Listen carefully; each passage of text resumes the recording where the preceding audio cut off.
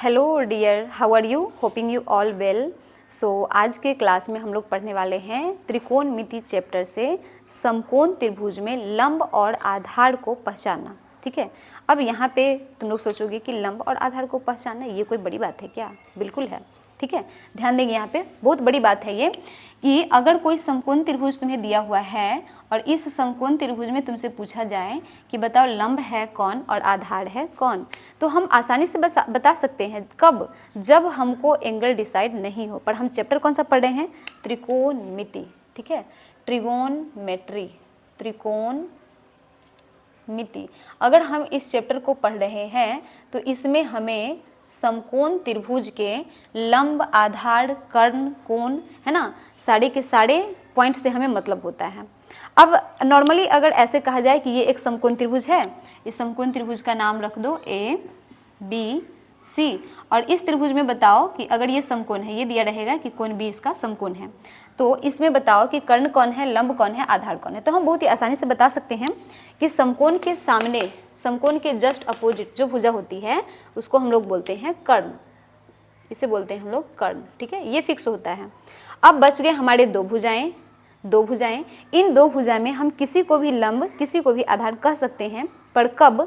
जब तक कि इसमें एंगल डिसाइड नहीं हो। एंगल का मतलब कि ये तो बी जो कोण है ये हमारा समकोण है। ठीक है, इसका बस यही काम है कि ये समकोण है और इसके सामने की भुजा कर्ण है। इसके अलावा अगर हम बात करें AB और BC की, तो इसमें हम तब तक लंब और आधार फिक्स नहीं कर सकते जब तक कि हमको कोण नहीं दिया हुआ हो। मान लो कि यहाँ पर किस कोण की बात हो? C, कोण C की बात हो, और कोण C को हम लोग मान लेते हैं थीटा। तो अगर हम कोण C की बात करें तो जैसे ही हम कोण C ले लिए, अगर हम ले लिए कोण C, तो कोण C के लिए यहाँ पे अलग बात होगा और कोण A के लिए बिल्कुल ही अलग बात होगा। ध्यान से समझेंगे। कोण C के लिए अगर हम बात करें तो एक चीज तो फिक्स है, दोनों के लिए फिक्स है। कौन फिक्स है? कर्ण। तो यहाँ पर हम लिख लेते हैं कोण C के लिए कर्ण कौन होगा? यहाँ पर AC। कर्ण का नाम क्या होगा? बोलो, AC। ठीक है। इसके अलावा अगर हम कोण C की बात किए हैं ना, तो कोण C की बात किए हैं तो एकदम ध्यान से समझना कि जिस एंगल की बात हो उस एंगल के जस्ट साइड वाला भुजा, ठीक है, जस्ट बगल। देखो ये एंगल की बात हो रही है तो इसके साइड में यही तो है और ये भी तो है, तो ये तो हमें पहले ही पता है कि ये क्या है, कर्ण है। तो बचे कौन? BC। कौन बच गया? BC। तो BC हमारा हो जाता है आधार। यानी इसको ऐसे समझ सकते हैं, जैसे मान लो कि अगर एक दीवार बना हुआ है, ठीक है, ये मान लो कि हमारा क्या है, एक दीवार बना हुआ है। ठीक है, तो इस दीवार के लिए कुछ न कुछ उसका क्या होना चाहिए? बेस होना चाहिए। उस दीवार के लिए कुछ न कुछ उसका बेस होना चाहिए। तो बेस ही तो आधार कहलाता है। बेस को ही हम लोग क्या बोलते हैं? आधार बोलते हैं। बी से इसको डिनोट करते हैं, B फॉर बेस। ठीक है, तो जिस भी भुजा पर जो कोण बना हुआ है, जिस कोण की हम बात कर रहे हैं, जिस भुजा पर बना हुआ है वो इसका कहलाता है बेस। और इसके सामने जिस कोण की हम बात कर रहे हैं, इसके जस्ट अपोजिट में जो कोण है, सामने, अपोजिट का मतलब सामने होता है, तो इसके सामने का जो भुजा है वो हो जाता है यहाँ पर लंब। ठीक है, तो ऐसे याद रखोगे। थीटा की अगर हम लोग बात किए, C की बात किए, तो C के सामने कौन है? बोलो, C के सामने कौन है? तो C के सामने है AB। तो AB हमारा है लंब। बच गया कौन? BC। तो वही हमारा क्या हो जाएगा? आधार, जिस पर कोण बना हुआ है। किस पर कोण बना हुआ है? BC पर बना हुआ है, इसलिए BC हमारा हो गया आधार। चलो, ये तो हो गया C के लिए। अब हम यहाँ पर लेते हैं कोण A के लिए।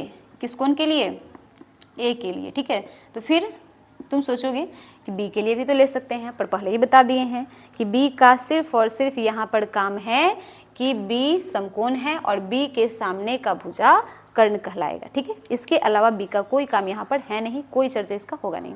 तो अब हम लोग सिर्फ देखेंगे किसके लिए? A के लिए। C के लिए हम लोग समझ गए, कर्ण तो सेम ही रहेगा, लंब और आधार चेंज होंगे, लंब और आधार में होगा परिवर्तन। ठीक है, तो कोण C के लिए सबसे पहले कर्ण, तो कर्ण हम लोग लिख लेते हैं, कर्ण वही रहेगा, कौन रहेगा?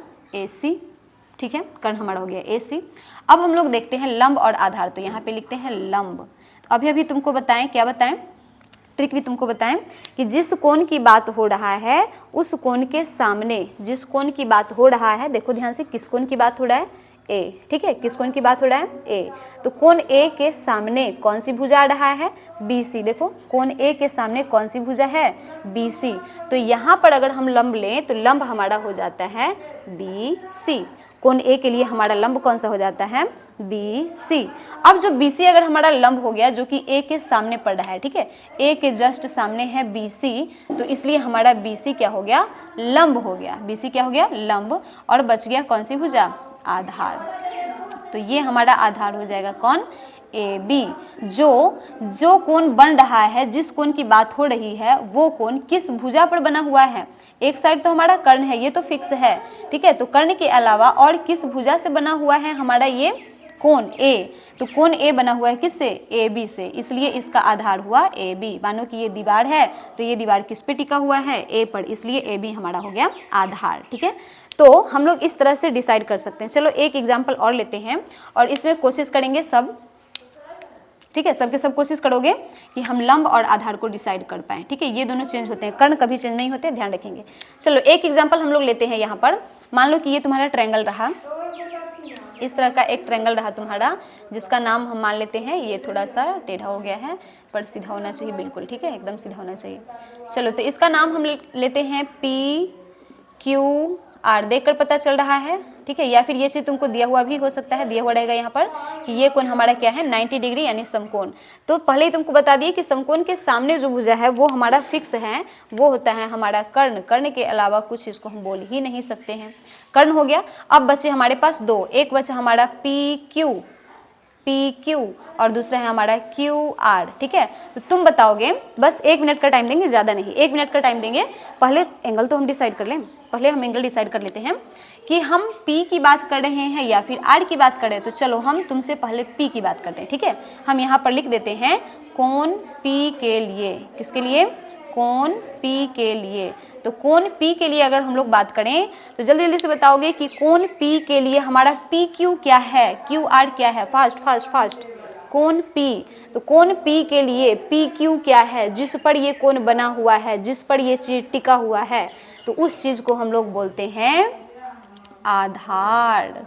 क्या बोलते हैं, आधार, ठीक है।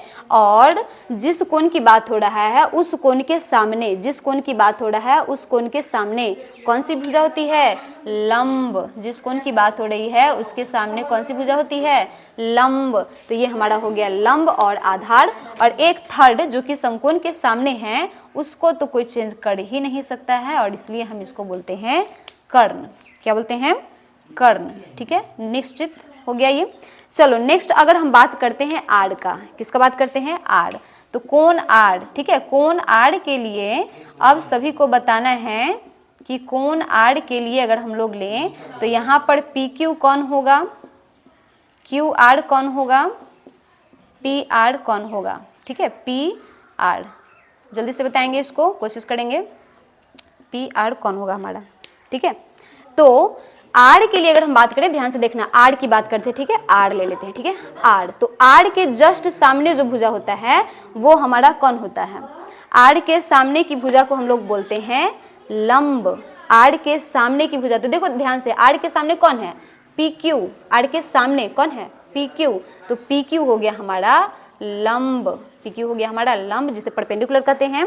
इसके अलावा QR, जिस कोण की बात हो रही है उसके जस्ट सामने, ठीक है, किस कोण की बात हो रही है, आड़ की बात हो रही है ना, P के नहीं, किसकी बात हो रही है, आड़। तो आड़ की अगर बात हो रही है, आड़ की अगर बात हो रही है तो आड़ के जस्ट सामने PQ है, तो PQ हमारा लंब हो गया, ठीक है। और जिस पर ये आड़ टिका हुआ है, जिस पर ये आड़ बना हुआ है, जिस आधार से ये दीवार जुड़ा हुआ है, उसी को तो हम बोलते हैं आधार। क्या बोलते हैं इसको, आधार। तो QR हो गया हमारा आधार। अब हमारा बच गया PR, जो कि हमें पता है कि PR हमारा क्या होता है, कर्ण ही तो होता है। PR हमारा क्या होता है, कर्ण ही तो होता है, ठीक है।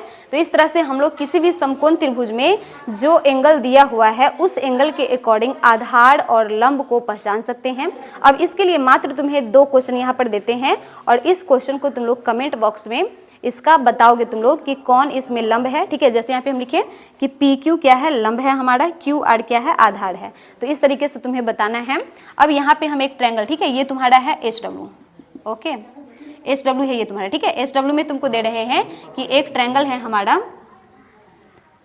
इस ट्रायंगल का नाम है, यहाँ से लिखते हैं, ठीक है, पी क्यू आर, बहुत ही ध्यान से, पी क्यू आर। अब इसमें तुम्हें लिखना है, फर्स्ट क्वेश्चन तुम्हारा रहेगा क्वेश्चन नंबर वन कि इस समकोण त्रिभुज में कोण पी समकोण है, कोण पी क्या है, समकोण है, ठीक है। कोण पी समकोण अगर मिल गया तो बचा कौन, आर और क्यू। तो कोण क्यू के लिए तुम्हें सबसे पहले किसके लिए बताना है, कोण क्यू के लिए, कोण क्यू के लिए बताओ पी क्यू क्या है, कोण क्यू के लिए, कोण क्यू के लिए पी क्यू क्या है, यहाँ पे लिख देना लंब है या आधार है। और एक बच गया हमारा कौन, P R, P R, P R क्या है, ध्यान देना कि पी आर और पी क्यू समकोण के सामने नहीं है, समकोण के सामने कौन है, क्यू आर, इसलिए क्यू आर तो तुमसे पूछा ही नहीं, क्योंकि क्यू आर क्या होता है, समकोण के सामने है, इसलिए क्या होता है, कर्ण होता है। चलो इसको हम पहले ही अलग कर दिए। अब तुम्हें बस ये बताना है और फिर तुम्हें बताना है यहाँ पर कोण आर के लिए, ठीक है, कोण आर के लिए, कोण आर के लिए तुम्हें बताना है कि कोण आर के लिए पी क्यू क्या है और फिर पी आर, ठीक है, पी क्यू क्या है और फिर पी आर क्या है। बस ये तुम्हारा रहा एस डब्ल्यू, कमेंट बॉक्स में इसको बताएंगे। चलो नेक्स्ट का क्लास हम लोग देखेंगे अगले वीडियो में। Thank you. ताबड़तोड़।